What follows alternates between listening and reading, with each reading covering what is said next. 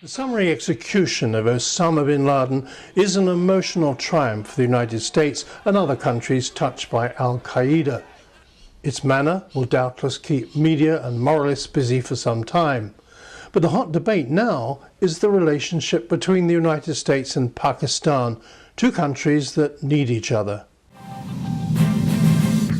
Welcome to Agenda, and joining me to discuss this is Stratfor's senior geopolitical analyst, Reva Bhalla. Reva, Pakistan has very staunchly defended itself against US criticism that it must have known about Osama's readout in Abbottabad.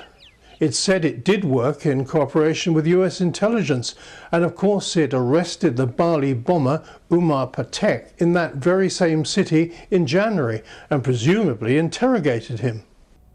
Well, there's a question of when and how Pakistan shares that intelligence, whether they're wittingly sharing that intelligence or not. There are a number of ways of collecting intelligence, and the United States has the technological capability, for example, to listen in on conversations, electronic intelligence, and piece everything together. And I think that is what really led to the pursuit of bin Laden in this case. Now, the real concern, I think, for Pakistan is that the reality of high-value targets in Pakistan having been caught over the years. And now a very dangerous precedent has been set by the United States for Pakistan. And the Pakistanis are now worried that the United States could launch unilateral actions deep inside Pakistani borders. And that, of course, is a huge concern domestically for Pakistan, which is exactly why we see the Pakistanis acting so defensive right now, in that they have been sharing intelligence and that they will not tolerate further violations of national sovereignty. Now, interestingly, Salman Bashir, Pakistan's foreign minister, warned not just America against taking further direct action against targets. He talked about other countries. Presumably he had a neighbor in mind. Well, Pakistan is in particular pointing to India. India made a remark that indicated that perhaps India could perform similar operations against targets within Pakistani territory that threaten Indian interests. Now, Indian special forces do not have perhaps the skill and the room to maneuver that the United States has had in pursuing this latest operation, but that certainly has Pakistan very alarmed, and Pakistan is using that again for its domestic audience and saying that they're going to assert their national sovereignty, they're not going to tolerate the Indian threat, and they're going to use that as leverage with the United States, knowing that the United States very much needs Pakistan right now to shape an exit strategy from the war in Afghanistan. As you say, the United States needs Pakistan, and of course Pakistan needs the billions of dollars coming from the American taxpayer. Despite Secretary Clinton's soothing words, today's relationship is not good. Can this be fixed, and how can it be fixed? Well, even if you go back to the days of partition, since then, Pakistan has been desperately looking for an external power patron like the United States to help it fend against its much larger and more powerful neighbor to the east, India. And over and over again, the Pakistanis have been left with a very deep sense of betrayal because the United States has to perform a very complex balancing act between India and Pakistan on the subcontinent that is never going to leave either one satisfied. In the current course of events, the Pakistanis know that the United States is very reliant on Islamabad for those vital intelligence links to the Taliban in particular to forge a political understanding that would allow the United States to withdraw forces from Afghanistan. At the same time, the Pakistanis understand that the war in Afghanistan has caused them a lot of problems. The war has, in effect, produced an indigenous insurgency that the Pakistanis have been struggling with over the years. At the end of the day, the Pakistanis still want to hold on to that strategic relationship with the United States. So we're going to see a lot of bargaining where the Pakistanis are going to set the price for cooperation with Afghanistan, no matter how frustrated the United States becomes with Pakistani duplicity. The United States is going to have to face that reality, and that's precisely why you see comments coming out of Secretary of State Clinton and Admiral Mike Mullen today basically showing restraint and continued support for the Pakistani government despite the past few days of distrust.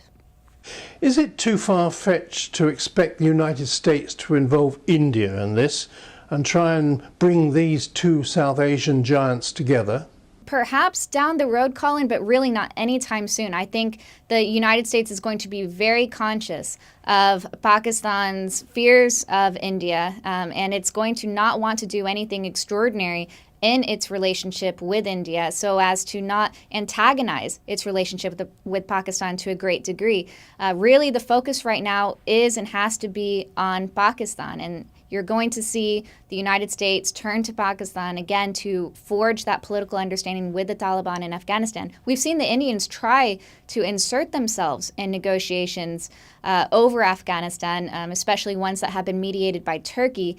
But time and time again, they really haven't had much success. And that's precisely a function of the United States' need to show the Pakistanis that they are serious about getting this exit strategy in Afghanistan and showing the Pakistanis that they're willing to recognize the Pakistani sphere of influence in Afghanistan to do so.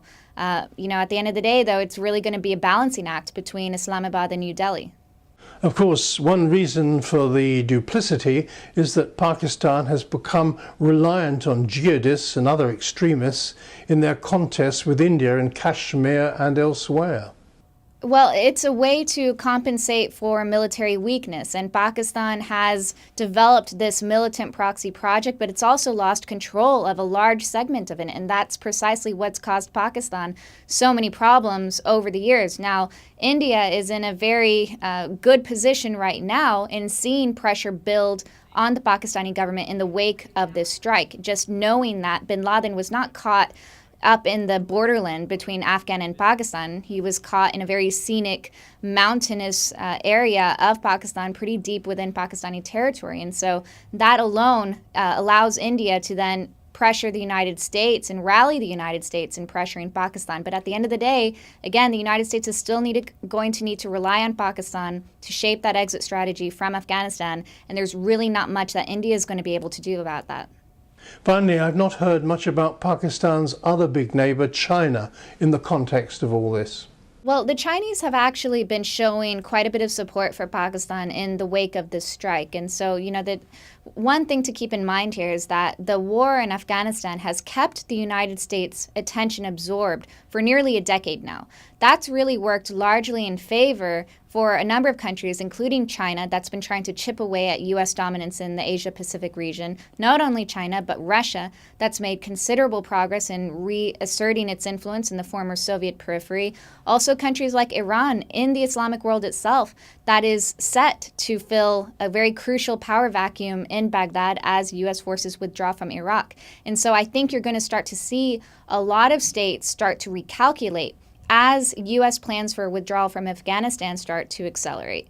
And so it's going to be very interesting to see how these surrounding countries react to the reprioritization of U.S. foreign policy interests. Reva, we could talk for another hour on this, but we'll have to leave it there. Reva Bhalla ending this week's agenda.